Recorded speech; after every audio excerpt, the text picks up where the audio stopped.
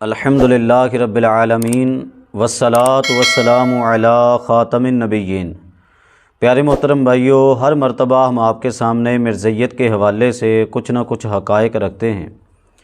پچھلی مرتبہ ہم نے آپ کے سامنے انہوں نے جو جناب مسیح موعود کا دعویٰ کیا اس کا ہم نے رد پیش کیا تھا احادیث مبارکہ سے، اور آج آپ کے سامنے اسی کی عبارت اسی صفحے کی رکھیں گے کہ جس صفحے کے اندر اس نے مسیح موعود کا دعویٰ کیا اسی صفحے کے اندر اس نے اپنے امام مہدی ہونے کا دعویٰ کیا، اور یہ مرزائیوں نے خود لکھا ہے، یہ مقدمہ مرزائیوں نے خود باندھا ہے اور مرزا کی جانب سے ہی باندھا ہے۔ میں عبارت پڑھتا ہوں، اس کے بعد پھر آپ اس کا رد سماعت کیجئے گا، اور یہ آپ حوالہ بھی ملاحظہ کر سکتے ہیں۔ یہ مرزائی لوگ کیا کہتے ہیں، یہ روحانی خزائن جو ان کی کتاب ہے جس کو آپ شیطانی خزائن بھی کہہ سکتے ہیں، یہ کیا کہتے ہیں جناب؟ اللہ تعالیٰ نے وآخرین منہم کے مصداق حضرت مرزا غلام احمد قادیانی کو اس زمانے کے امام اور مہدی کے طور پر مبعوث فرمایا کہ تاکہ اس کی توحید کا دنیا میں بول بالا ہو اور ہمارے پیارے نبی اکرم حضرت محمد مصطفیٰ صلی اللہ علیہ وسلم کی سچائی اور قرآن کریم کی صداقت دنیا پر روز روشن کی طرح عیاں ہو جائے۔ اچھا، یہ عبارت ہے، اس میں امام مہدی ہونے کا اس نے دعویٰ کیا۔ ہو سکتا ہے کوئی یہ سوچے کہ جناب یہ یہاں پہ اس کا مقصد تو نبی پاک کے دین کو پھیلانا ہے، حالانکہ اگر آپ نے میری یہ ویڈیو اس سے پہلے بھی سماعت کی ہوں، پہلے 25 ویڈیو میں نے بنائی ہیں جس میں اس نے یہ دعویٰ کیا کہ جناب محمد مصطفیٰ اور رسول اور سارا کچھ میں ہوں، یہ محمد سے مراد بھی مرزا کو ہی لیتے ہیں، اس کے ثبوت بھی میں آپ کے سامنے رکھ چکا ہوں۔ اگر کسی نے نہیں سنے تو وہ اس کو سن لے، انشاءاللہ بہت فائدہ ہوگا۔ یہ دیکھیے یہاں پہ اس نے مرزا غلام قادیانی نے اپنے مہدی ہونے کا دعویٰ کیا، اور یہ مہدی ہونے کا دعویٰ کتنا عجیب ہے نا، جس کو دیکھو جناب کوئی اس گلی میں کوئی اس گلی میں جناب مہدی موعود بنا پھرتا ہے، منہ نہ متھا جن پہاڑوں لتھا تو جناب وہ مہدی موعود بنے پھرتے ہیں۔ اب میں آپ کے سامنے ابو داؤد شریف کی 2-3 احادیث رکھوں گا، آپ نے دیکھنا ہے کہ جو نشانیاں نبی پاک نے امام مہدی کے آنے کے حوالے سے بیان کی ہیں، کیا کوئی مرزا غلام قادیانی سمیت جو بھی مہدی کا دعویٰ کرتا ہے کیا ان کے اندر یہ نشانیاں پائی جاتی ہیں؟ دیکھیے سیدنا عبداللہ ابن مسعود آپ کیا فرماتے ہیں کہ محبوب کریم صلی اللہ علیہ وسلم نے کیا ارشاد فرمایا؟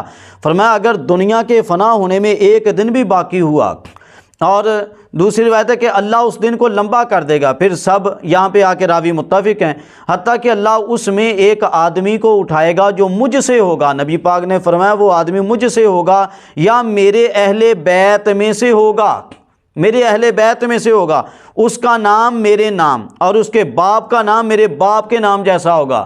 یعنی کہ نبی پاک کا نام کیا ہے؟ محمد، آپ سارے جانتے ہیں۔ نبی پاک کے والد گرامی کا کیا نام ہے؟ عبداللہ، آپ سارے جانتے ہیں۔ نبی پاک نے فرمایا کہ اس کا نام بھی میرے نام پہ ہوگا اور اس کے والد صاحب کا نام بھی میرے نام پہ ہوگا۔ اچھا بتائیے مرزا غلام قادیانی کا نام کیا نبی پاک کے نام پہ ہے؟ کیا اس کے والد کا نام نبی پاک کے نام پہ ہے؟ تو یہاں پہ اس کی تردید ہو گئی، حدیث مبارکہ سے واضح پتہ چل گیا کہ بھئی یہ مہدی موعود نہیں ہے بلکہ یہ کذاب ہے۔ اور اسی طرح آگے دیکھیے کیا آپ نے ارشاد فرمایا وہ زمین کو عدل و انصاف سے بھر دے گا جیسے کہ ظلم و زیادتی سے بھری ہوئی ہوگی، عدل و انصاف سے بھرے گا، یعنی کہ وہ حاکم ہوں گے، اور یہ تو محکوم تھا انگریزوں کا، یہ تو انگریزوں کی نوکری چاکری کیا کرتا تھا۔ اچھا اس کے علاوہ بھی مزید روایات ہیں، اور فرمایا کہ اس کا نام میرے نام کے مطابق ہوگا۔ اور اس کی اگلی روایت آپ سماعت کیجئے، سیدہ ام سلمہ کا بیان ہے کہ میں نے رسول اللہ صلی اللہ علیہ وسلم کو فرماتے سنا ہے مہدی میری عطرت یعنی فاطمہ کی اولاد سے ہوگا، سیدہ فاطمہ الزہرا طیبہ طاہرہ آپ کی اولاد سے ہوگا، وہ سید ہوں گے۔ جناب یہ کوئی کہتا ہے کہ یہ سید ہے، کوئی کہتا ہے جناب یہ سیدہ فاطمہ کی اولاد سے ہے، یہ تو لوگ سارے جانتے کہ کسیٹی کی اولاد سے ہے۔ اللہ پاک ایسے لوگوں کو ہدایت عطا فرمائے۔ اچھا جی، اس سے اگلی آپ روایت سماعت کیجئے، تیسری روایت میں آپ کے سامنے رکھتا ہوں۔ محبوب کریم صلی اللہ علیہ وسلم نے کیا ارشاد فرمایا؟ ایک خلیفہ کی موت پر اختلاف ہوگا، پھر اہل مدینہ سے ایک آدمی بھاگتا ہوا مکہ پہنچے گا، اہل مکہ اس کے پاس آئیں گے اور اسے امامت کے لیے کھڑا کریں گے، حالانکہ وہ اس عمل کو ناپسند کرتا ہوگا، اور وہ اس کے ساتھ حجر اسود اور مقام ابراہیم کے درمیان بیعت کریں گے۔ پھر شام والوں کی طرف سے اس کے خلاف ایک لشکر بھیجا جائے گا جو مکہ اور مدینہ کے درمیان بیضاء مقام پر زمین میں دنسا دیا جائے گا، لوگ جب یہ حال دیکھیں گے تو شام کے ابدال اور اہل عراق کی جماعتیں اس کے پاس آئیں گی اور اس کے ساتھ بیعت کریں گی۔ پھر قریش میں سے ایک آدمی اٹھے گا جس کا ننیال بنو کلب میں ہوگا، پھر وہ قریشی کلبی ان مہدی کی بیعت کرنے والوں کے مقابلے میں ایک لشکر بھیجے گا تو وہ مہدی والے ان پر غالب آ جائیں گے۔ چنانچہ بنو کلب کا یہی لشکر ہوگا جو مغلوب ہوگا، اور خسارہ ہوگا اس کے لیے جو کلب کی غنیمت میں حاضر نہ ہوگا۔ مہدی مال تقسیم کرے گا اور لوگوں میں ان کے نبی کریم صلی اللہ علیہ وسلم کی سنت نافذ کرے گا اور اسلام اپنی گردن زمین پر ٹکا دے گا، اور پھر وہ 7 سال تک رہے گا۔ اس کے بعد اس کی وفات ہو جائے گی اور مسلمان اس کا جنازہ پڑھیں گے۔ اب یہ میں نے ایک طویل روایت آپ کے سامنے رکھی، اس میں آپ نے غور کرنا ہے کہ محبوب کریم صلی اللہ علیہ وسلم آپ نے کیا ارشاد فرمایا کہ وہ مکہ میں، مدینہ شریف سے مکہ میں آئیں گے۔ اچھا، کیا اس کی یہ نشانی ہے؟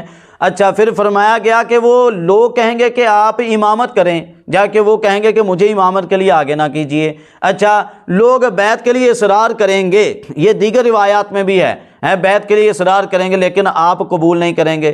اچھا، پھر یہ واضح طور پر آیا کہ وہ 7 سال تک حکومت کریں گے۔ اچھا، جبکہ یہ مرزا غلام قادیانی یہ تو انگریزوں کا غلام تھا۔ پھر واضح آ گیا وہ جہاد بھی کریں گے، جبکہ مرزا غلام قادیانی سمیت اس کی جتنی ضروریت ہے وہ ساری انگریزوں کے خلاف جہاد سے جناب یہ عاری ہے۔ یہ کہتے ہیں کہ بھئی انگریز تو ہمارے لیے سایہ ہیں، انگریز تو ہمارے لیے بڑی رحمت ہے، انگریز تو ہمارے لیے یہ ہیں۔ اچھا، اگر آپ چاہیں گے کہ اس کے حوالے تو آئندہ جو ویڈیو ہماری آئیں گی ان کا آپ انتظار کیجیے گا، انشاءاللہ اس میں رکھوں گا کہ یہ کس طرح انگریز نواز تھا۔ اللہ پاک ہمارے مسلمانوں کے ان باتوں کو سمجھنے کی توفیق عطا فرمائے۔ آمین۔